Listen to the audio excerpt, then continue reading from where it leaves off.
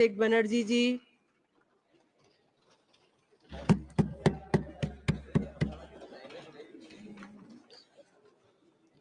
Honorable Chairperson Ma'am and esteemed members of this august House, today I rise here not just to respond to the union budget that was presented by the Honorable Finance Minister for the year 2025-26, but also to expose the grand illusion it weaves, a mirage, a deception, or rather a golden deer budget. Well, all of you must be wondering, why am I referring to this budget as the golden deer budget? The 2025 union budget is nothing but a marriage moment from the Ramayana, an elaborate illusion designed to deceive.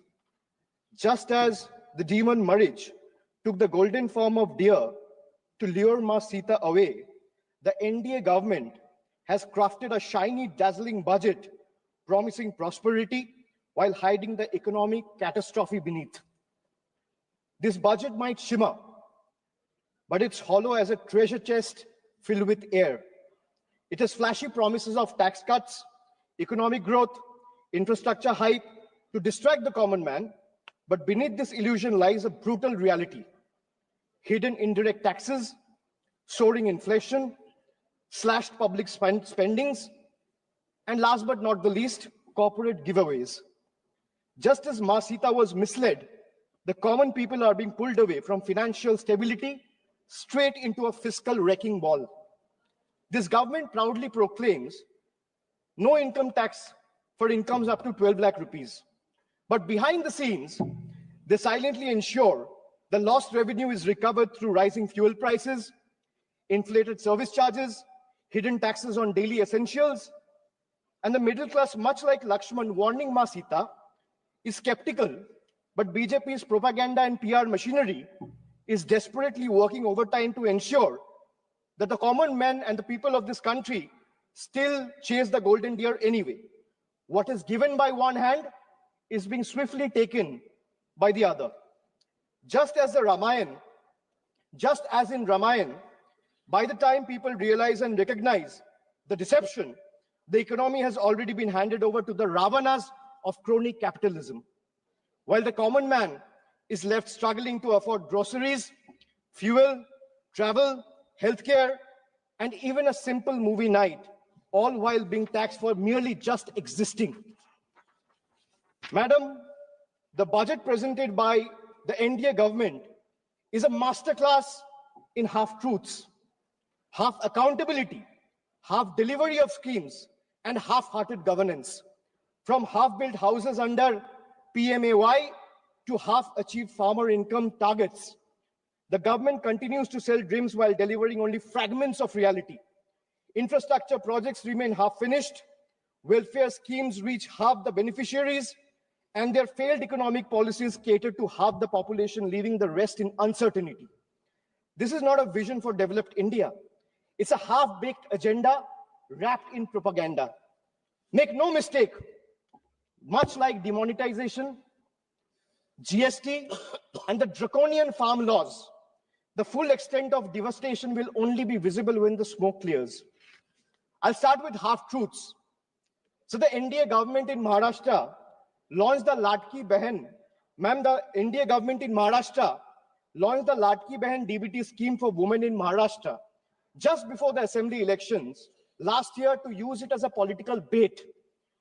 Now with the elections over, they have conveniently started scrutinizing beneficiaries, thus removing 60 lakh women from the scheme. This is yet another jumla running deep in your veins, and people see through this betrayal and they are watching. Another betrayal, ma'am. Before the elections, the government promised a legal guarantee for MSP. After the election, the promise have disappeared without a trace. Madam Finance Minister is here and I'm glad she's present in the House. She in her speech mentioned that, and she began her speech with a flourish on agricultural growth. But when it came to MSP, the one demand that every farmer of this country has raised, there was only silence. No legal guarantee, no relief from the crippling debt. Instead of waiving farm loans, the government has increased the Kisan credit limit, which essentially means handing farmers more debt than relief. Since 2014, and whatever data I'm quoting in the House,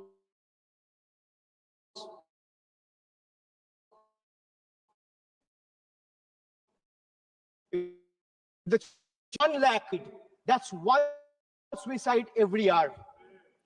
These aren't just numbers. There are feed the nation while they conveniently feed lies to the entire country. They boasted of digital India, but conveniently ignore the dire state of our schools. While flashy slogans flood social media, the harsh reality is PM Poshan remains stagnant, leaving 80% of the children under the age of 5 suffer from chronic malnutrition, with 17% underweight, 36% stunted, and 6% wasted. A crisis screaming for attention. And yet, the budget for PM Poshan remains dejectedly inadequate, proving once again that the union government is invested more in headlines than hungry children. Another half-truth: before the elections, the NDA government or the ruling party, BJP, promised LPG cylinders for all. But in reality, 1.2 crore households, I repeat the figure, 1.2 crore households could not afford even a single refill in 2022-23 because of their exorbitant price hikes. This is not upliftment. This is abandonment. When people have to choose between a meal and a refill, their promise is nothing but a cruel joke. In 2019, the cabinet approved 8,574 crore for the census. Yet in 2025, today, even after 5 years, only 570 crore has been allocated in this year's budget. 5 years late and still counting. And this is not happening this year either. But why does this matter? Why am I talking about census? Because without a census, every policy, every income tax slab revision, and every economic projection is simply and just a blind projection and a blind gamble. The Nari Shakti Vandan Adhiniyam, Women Reservation Act, which was passed by calling a special session 18 months back in 2023, can't be implemented as its rollout depends on the completion of the next census and subsequent delimitation. Both are yet to be scheduled. The government seems to prefer running the country on guesstimates and propaganda rather than real data, because facts expose their failures and they would rather keep the nation in the dark. As we look at the economic policies of the NDA government, one cannot help but see a pattern. And what is the pattern? Ma'am, the pattern is of or if I am to say, it resembles the tale of a reverse Robin Hood. What is a reverse Robin Hood? We know the story of Robin Hood, taking from the rich and giving to the poor. BJP has mastered the art of taking from the poor and giving it to the wealthy elite. So reverse Robin Hood. For instance, I'll give you an example. For instance, the waiving of corporate loans worth thousands of crores using taxpayers' money, while poor farmers struggling with small debts are left to suffer. The government claims to have no money to increase subsidies on essential commodities, yet it slashes corporate tax rates, giving billionaires an even bigger slice of the pie. This is not economic justice. This is economic favoritism at its worst. Then I talk about, or rather I'll come to half federalism. You know, all the members sitting in this house have never heard of this phrase. This is a phrase that I've coined. Half federalism. Why I say half federalism?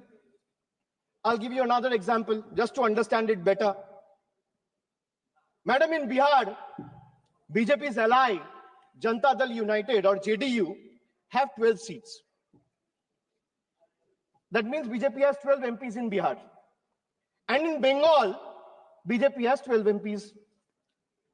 BJP is in power in Bihar, and BJP is not in power in Bengal. So Bihar gets bonanza, Bengal gets blockade. This is half federalism. Madam, not a single meaningful financial allocation has been made for the state of Bengal. This is a Bangla Birodhi budget. 1.7 lakh crore is still due to the state of West Bengal under various heads. This is a deliberate financial blockade, a calculated move to stifle Bengal's growth, prosperity, and development. West Bengal spending due remains unpaid, depriving 59 lakh workers its own funds. The central government has not cleared 8,140 crores in housing dues for rural Bengal as Yojana, depriving 12 lakh beneficiaries.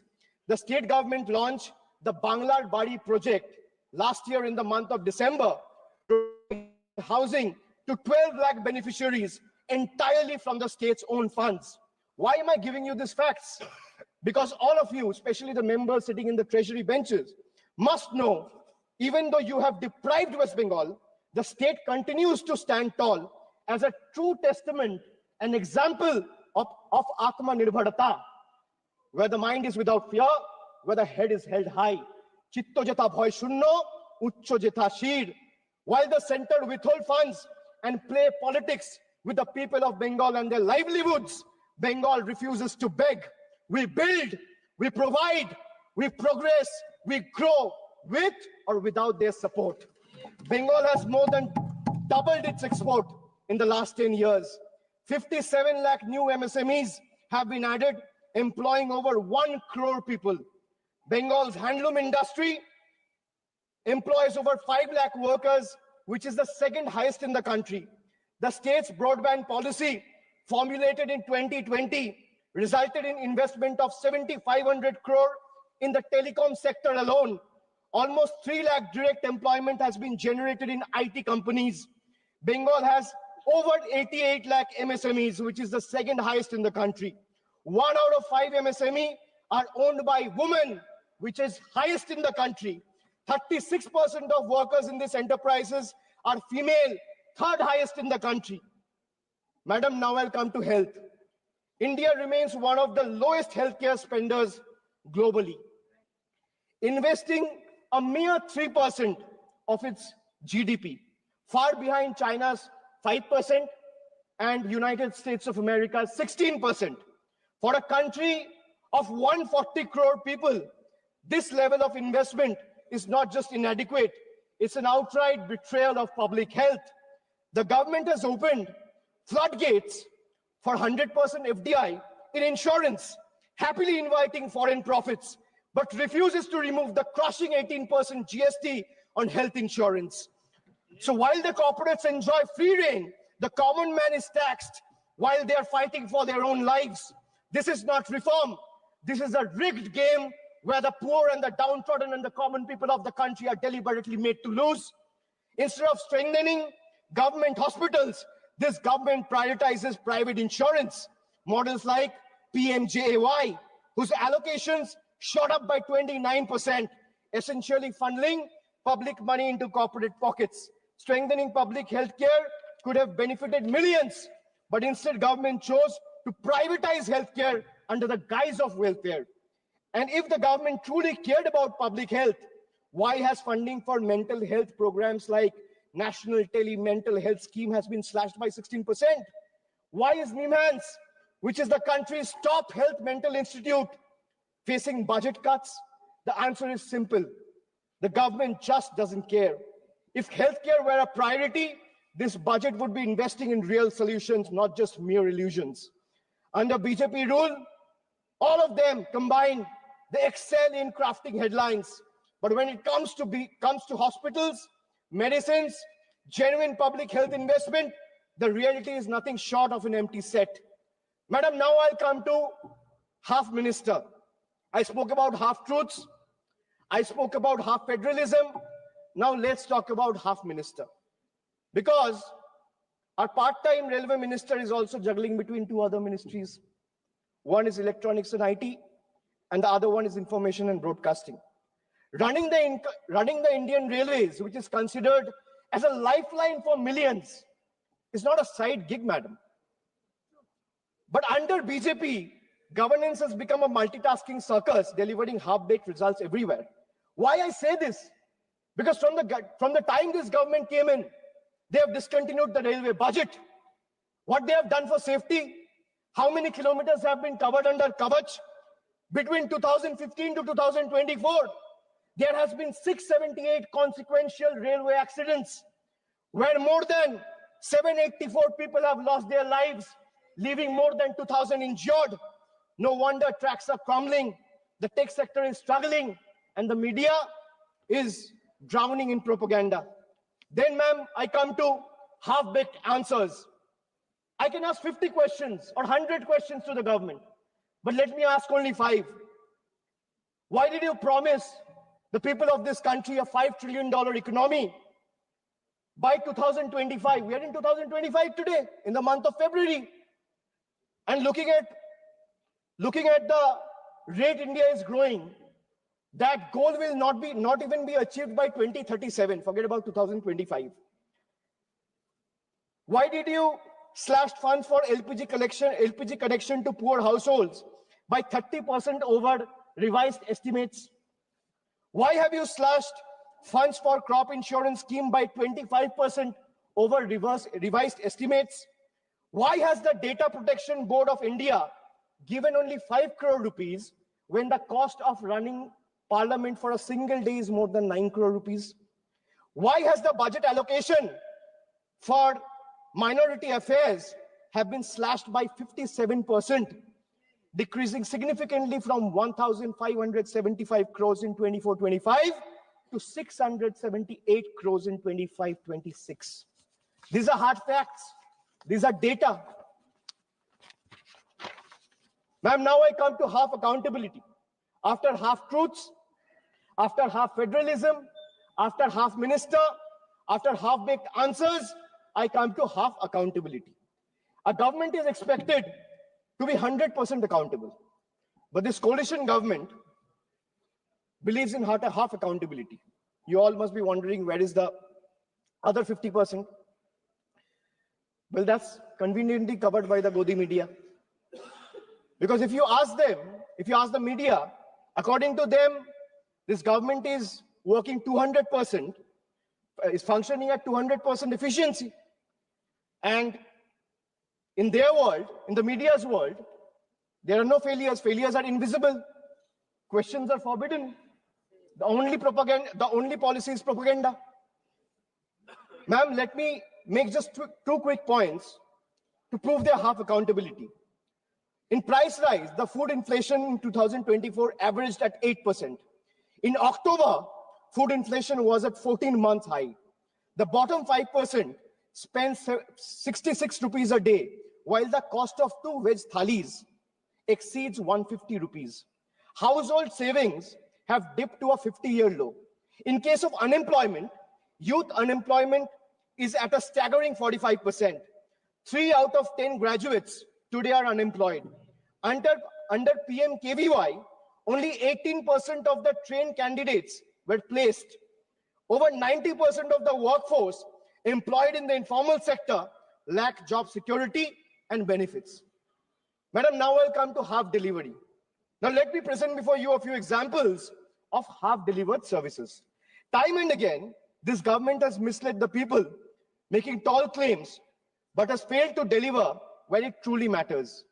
I'll start with Beti Bachao, Beti Padhao. Launched with much hype and fanfare to promote girl child education and welfare, yet over 80% of the scheme's budget was spent on publicity rather than spending it on the actual benefit for girls. Then I come to Jan Dhan Yojana, bank accounts without bank services. Under the Jan Dhan Yojana, 54.66 crore, that means 50 crore, 54 crore, 66 lakh accounts were opened. But 11 crore, 58 lakh accounts remains inoperative. And out of this 54 crore accounts, 33 crore 67 lakh accounts have balance less than 1,000 rupees. This is a perfect example of financial inclusion in paper, but financial struggle in reality. Ma'am, they spoke about doubling farmers' income, a forgotten promise. They promised to double the farmers' income by 2022. We are in 2025. But today, farmers are drowning in debt, facing stagnant crop prices, rising input costs, and no legal MSP guarantee. Pradhan Mantri Fasal Bima Yojana benefit insurance companies more than the farmers. Smart cities mission, hype versus reality. They promised over 100 smart cities, but most projects today remain on paper or are rather incomplete. Basic infrastructure in many towns are crumbling while funds remain underutilized or diverted to beautification projects. They spoke about making in India. That means they spoke about revolutionizing the manufacturing industry. But what is the reality and truth of Make in India? More imports, less manufacturing. Local industry today struggles under the rising imports from China, inconsistent policies, and low capital investment. Instead of boosting domestic production, India's trade deficit with China has skyrocketed over the years. Unemployment, they promised about 2 crore jobs every year, but in reality, unemployment remains at a 45-year high. They promised houses for all by 2022, yet another broken promise. In 2015, a promise was made to provide every household a home by 2022. 3 years later, in 2025, as the deadline passed, millions still await promised homes, highlighting delays and unmet expectations. Pattern, if you look at the pattern, big announcement and half execution, or rather zero execution. From infrastructure to education, health to employment, BJP's governance is a pattern of half delivery, grand promises, incomplete execution, and shifting blame when failures are exposed. This budget is like when I went through the budget, I was here when Madam Finance Minister presented the budget, but later I went through the budget document. Ma'am, all I realized is this budget is like those promises where you promise free meals, but charges exorbitantly for, giving a chair to sit, free water, service. So this budget is like a buffet that promises free meal, but charges exorbitantly for water, service, and cutlery. While taxpayers find momentary relief in minor reduction in income tax slabs, the government swiftly offsets these benefits through indirect taxes on fuel, essential commodities, rising road tolls, and higher consumer good prices driven by the increased GST rates. It's evident that these reliefs are nothing more than a mere illusion. Much like the Jio's once free data plans, attracting millions of users at a time, and then they raise the tariff sharply, which now comes monthly at a hefty price tag. The government claims to provide relief, but the reality for the middle class tells a different story. Let me give you another small example, and these are real examples. The government claims of an 80,000 tax benefit for an individual whose income is 12 lakh rupees annually. But it's nothing but a misleading farce. They thumb their chest about relief while simultaneously bleeding the common taxpayer dry through GST and unchecked inflation. A taxpayer in this income bracket, that means someone who is earning 12 lakh rupees annually, spends on essential categories like food, housing, education, healthcare, railway travel, air travel, transport, recreation, and each of these are subjected to steep GST rates under NDA's failed economic policies. The result, if you do a quick calculation, you will see that someone earning 12 lakh rupees ends up inadvertently paying 98,000 in GST. So the illusion of 80,000 tax benefit that BJP is desperately trying to sell, in reality is snatched away from GST alone. That means Someone earning 12 lakh rupees is inadvertently having to pay 98,000 rupees on the account of GST alone. Then you have surcharges, you have cess, you have toll tax, you have many other tax. You have STT, security tax. And why I talk about GST? Because whatever one required to exist, madam, from medicines to tea, from toiletries to toothpaste, from hair oil to cooking oil, from fuel to oxygen cylinders, from rice to sugar, from butter to ghee, from undergarments to footwear, from biscuits to even popcorn at the movies, everything is taxed. In fact, more is lost to GST than they claim to give back. To make matters worse, there are several other taxes like I mentioned. There is toll tax, there are security transaction tax, there are cesses, there are surcharges, and then there's inflation also, which continues to erode whatever little remains. With an average 6% annual inflation, if someone is earning 12 lakh rupees today, that will shrink down to 10 lakh in 3 years. The only thing that is not taxed, or is rather untouched, is BJP's list of misleading promises and their sheer incompetence. That's only untaxed. The budget remains completely failure, and the budget also reminds me from a scene from a popular movie of Three Idiots. All of us have seen the movie. It went very popular, and throughout caste, creed, and religion, everyone loved the movie. So, ma'am, the budget reminds me of the movie Three Idiots, where Amir Khan's character, Rancho, exposes the education system's obsession with rote learning over genuine understanding. Similarly, today's government reminds me of the deceptive college director virus. And the role of virus was played by, I'm not talking about the viruses present here. I'm talking about the college director virus whose role was played by Boman Irani. So the college director virus, what he used to do, he used to offer flashy numbers, grand schemes that prioritized ranking over real progress.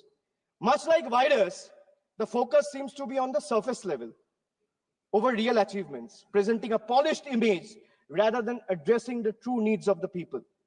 Or if we take a page from the history, the British during the colonial rule, they promised reforms while continuing to exploit India's resources.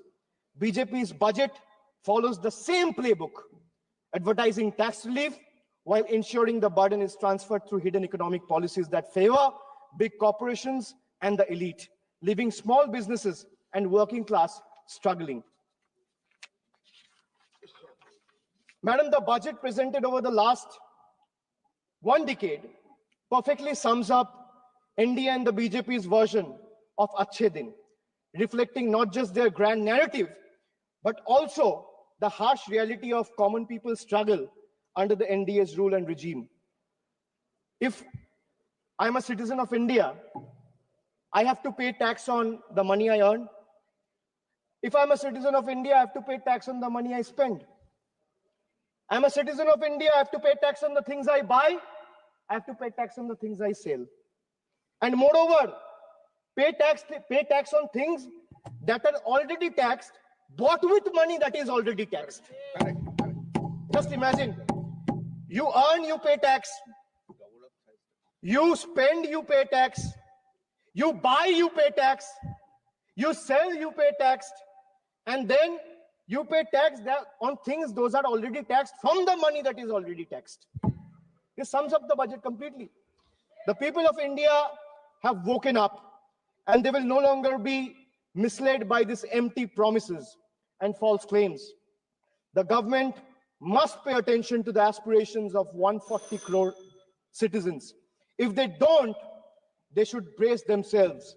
What started as a teaser in June 2024 will soon become a full-blown blockbuster.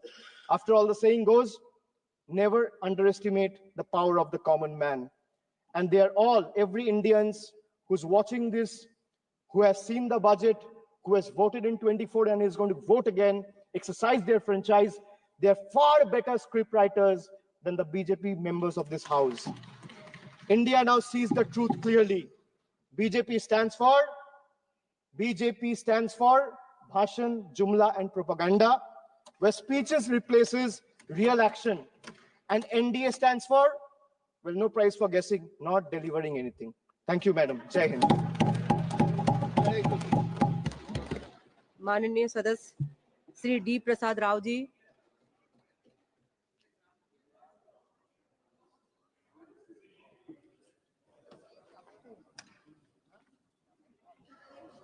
Honorable Speaker and the honorable members, I am deeply grateful for the opportunity to address this transformative and growth-oriented budget.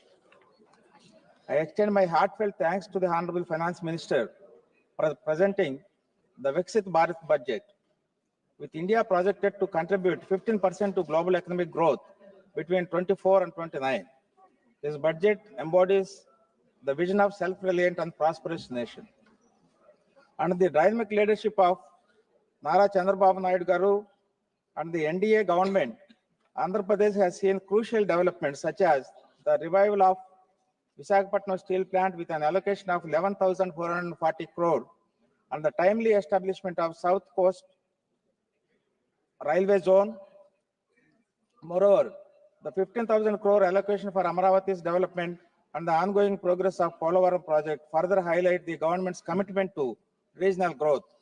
This is due to the synchronized governance of NDA government under the leadership of the Honorable Prime Minister. This Viksit Bharat budget is designed to create a robust foundation for the growth through three key strategies.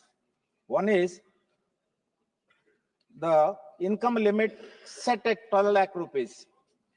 So this will lead to maybe as Finance Minister was saying, 1 lakh crore rupees was, lost to the government and given to the people. So even if 20% is saved, kept for savings, 80,000 crore rupees will spent on the market. So if that happens, spending happens, business will improve, and the employment also, consequent employment also will improve.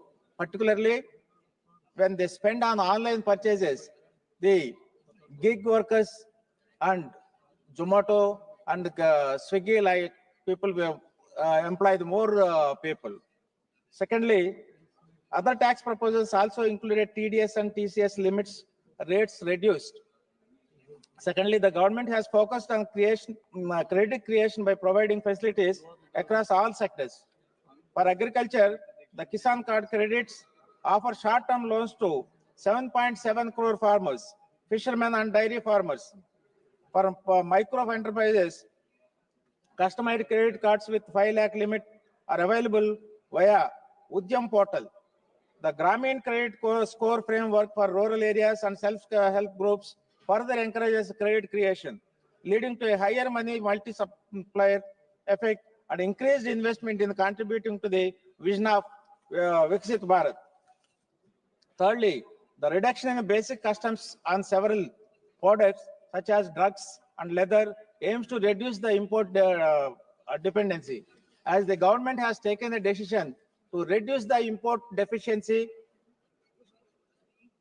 in fertilizers and particularly urea. One example of reducing import dependency is the revival of urea plants in Assam. In 2023, the India imported 7.5 million tons of urea. The revival of 3 urea plants in Assam will help reduce this import dependency, boost domestic manufacturing, and foster self-reliance and strengthening the economy and moving us towards a Viksit Bharat. Therefore, boosting consumption, increasing credit, incentivizing domestic manufacturing are key methods to create wealth. This Viksit Bharat budget strikes a perfect balance between wealth creation and welfare measures, ensuring that economic growth benefits all sections of society. The budget places a strong emphasis on empowering marginalized and vulnerable communities, particularly focusing on women, children, and scheduled castes and scheduled tribes. This fosters entrepreneurship and innovation with these communities. A new scheme has been introduced to support first-time entrepreneurs from scheduled caste and scheduled tribe and women. And this initiative, the term loans up to 2 crore will be provided over the next 5 years, building on the successful framework of Stand Up India scheme. This step will empower individuals from disadvantaged communities to start their own business, creating economic opportunities and contributing to their socio-economic upliftment. The budget for the Department of Social Justice for 25 has been remarkably increased of 35.76% compared to the revised estimates, underlining the NDA government's unwavering commitment to improving the socio-economic conditions of marginalized communities. These increased allocations will play a crucial role in ensuring inclusive growth and providing equitable opportunities to all. For women, the budget introduces several measures to promote their welfare. A key highlight is the Saksham Anganwadi and Poshan 2 programs provides nutritional support to more than 8 crore children, 1 crore pregnant women and lactating mothers all over the country, and about 20 lakh adolescent girls. The budget also recognizes the importance of children's welfare with increased allocations and aimed at enhancing educational opportunities. Programs like Samagra Shiksha and PM Sri have seen significant hikes, ensuring better access to quality education. The allocation for Samagra Shiksha is set to rise from 37,499 crore in 24-25 to 41,245 crore in 25-26. Similarly, PMC's budget increases from 6,050 crore to 7,500 crores. So these increases will facilitate better infrastructure, resources, quality education, setting a strong foundation for the future of our children, enabling them to contribute meaningfully to the nation's growth. The National Rural Livelihood Mission budget will rise from 15,047 crores to 19,005 crore, which will directly benefit rural communities by enhancing livelihood opportunities and supporting sustainable development. This allocation will enable marginalized groups to access vital resources, education, and opportunities, promoting economic and social inclusion. In conclusion, the Viksit Bharat budget is a remarkable treatment to the perfect harmony between health creation and welfare, paving the way for inclusive and sustainable growth. For Andhra Pradesh, the future shines brightly as the state's strategic developments boosted by this visionary budget will undoubtedly position it as a vibrant engine driving India's rise. As we work together toward a Viksit Bharat, Andhra Pradesh will stand tall as a shining example of progress and prosperity. In addition to this, I have a few suggestions. Honorable Finance Minister, please consider to keep an eye on fiscal deficit and interest payments, which are increasing, and government schemes for downtrodden, that is SC, ST and BCs, are not reaching to the target people. One example is that the allocation for food supplies in the budget is major, which is being merged with the PDS system. So this kind of thing, which is allocated in addition to the regular budget, but it has been merged into this. So with this, I thank the speaker and I conclude. Thank you very much. माननीय सदस्य श्री दिनेश चंद्र यादव जी।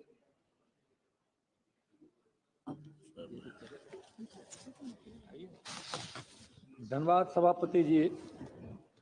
मैं वर्ष 2025-26 के आम budget पर बोलने के लिए खड़ा हूँ। माननीय वित्त मंत्री जी, इस वित्तीय वर्ष के लिए 50,65,345 करोड़ रुपये का कुल खर्च का बजट प्रस्तुत किया है, जिसमें उनका आकलन है कि आय से 34,96,409 करोड़ होगा एवं बाकी धन अन्य स्रोत से प्राप्त होगा। सरकार का यह काफी उदार बजट है, जिसकी सराहना काफी हो रही है। मध्य वर्ग को आय की सीमा में 12 लाख तक की छूट के मध्य वर्ग एवं वेतनभोगी वर्ग काफी खुश है। साथ ही टीडीएस में छूट भी आम नागरिकों को टैक्स में राहत देने का काम करेगा। वरिष्ठ नागरिकों को ब्याज पर वर्तमान टीडीएस 50,000 को बढ़ाकर 1 लाख करना, इसी प्रकार किराए की आमदनी पर टीडीएस की वर्तमान सीमा 2,40,000 से बढ़ाकर 6 लाख कर देने से आम जनता को लाभ मिलेगा। इसी माह टैक्स प्रणाली में उदारता और सरलीकरण का लाभ कर दाताओं को मिलेगा। इसके लिए मैं माननीय वित्त मंत्री जी एवं प्रधानमंत्री जी का अभिनंदन करता हूं।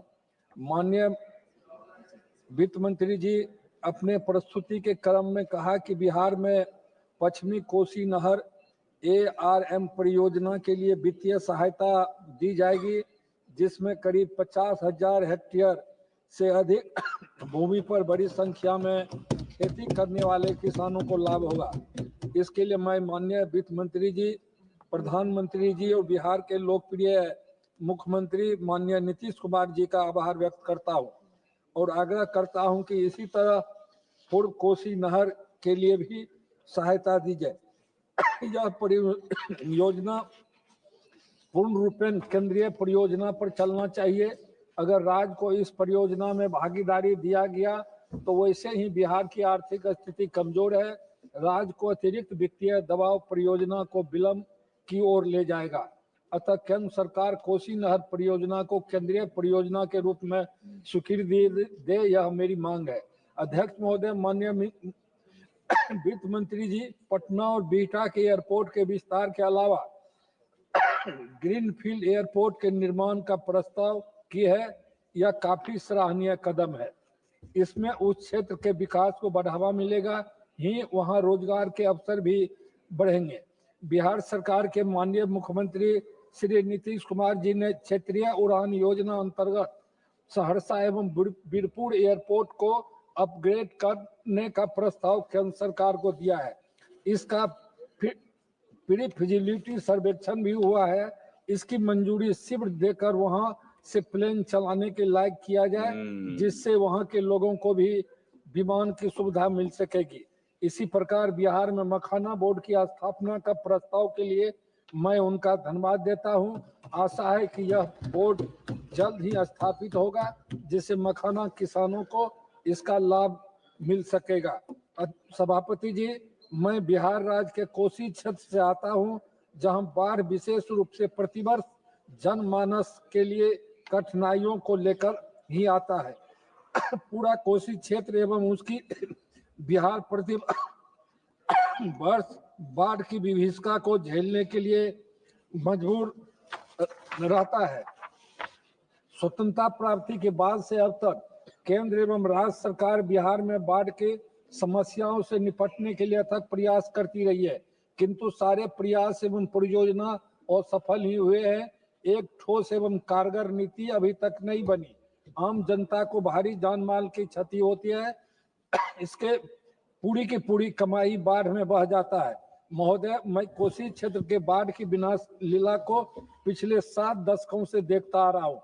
अनुभव के आधार पर पुनः केंद्र सरकार से आग्रह करना चाहता हूँ कि सरकार नेपाल सरकार से बात करके नेपाल से निकलने वाली कोसी नदी, जो प्रत्येक साल बिहार को तबाह करती है, उसमें बड़ा क्षेत्र में हाई डैम बनाए और पानी को बरसात के समय वही नियंत्रित करने से बिहार में बाढ़ की समस्याओं से निदान मिल सकता है। इसमें राज्य सरकार को भी विश्वास में लेने की आवश्यकता है, क्योंकि तकनीकी विशेषज्ञों की राय राज्य सरकार के पास है।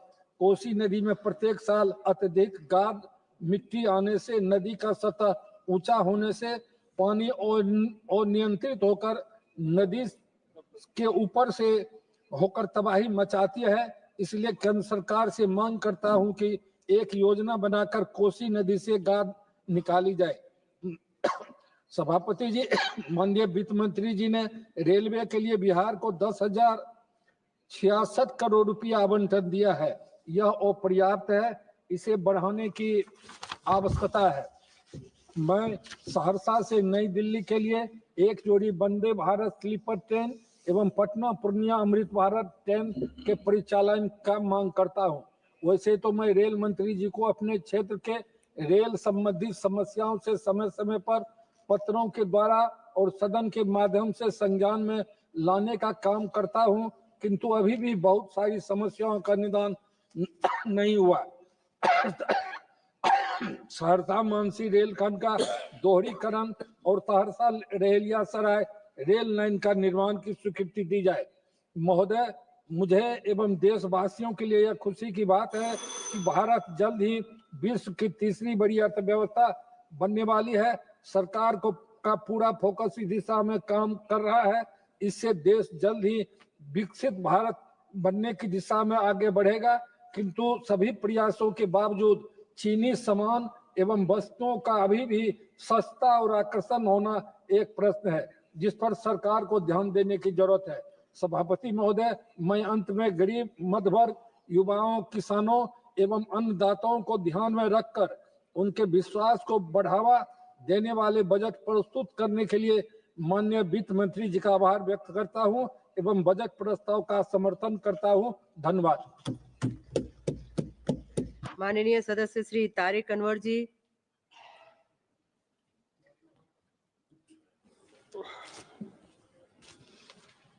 धन्यवाद सभापति महोदय। मैं अपनी बात आपके इजाज़त से बजट के ऊपर कुछ कहना चाहता हूं, कोई अपनी बात कहना चाहता हूं। सभापति महोदय, मैं कोई अर्थशास्त्री नहीं हूं और ना ही मेरा विषय ये रहा है। मैं एक साधारण विद्यार्थी रहा हूं। एक आम नागरिक होने की हैसियत से जो आम लोगों की जो भावना है उसको आपके सामने और सदन के सामने रखने की इजाजत चाहता हूं। अध्यक्षा महोदय, हर वर्ष की तरह इस बार भी जो आंकड़े के जाल में सरकार के द्वारा भ्रमित करने का प्रयास किया जा रहा है वो बहुत ही अफसोसनाक है, चिंताजनक है। पिछले दिनों प्रधानमंत्री द्वारा राष्ट्रपति के अभिभाषण के उत्तर में जिस प्रकार से गलत बयानी से काम लिया गया वो आश्चर्यजनक है। शायद देश के मशहूर शायर ने इसी अवसर के लिए ये पंक्ति लिखी थी कि वो झूठ बोल रहा था बड़े सलीके से, मैं एतबार ना करता तो और क्या करता। वही हालत हो गई है हमारे देश की सरकार की। सभापति महोदया, मोदी सरकार ने 2024 के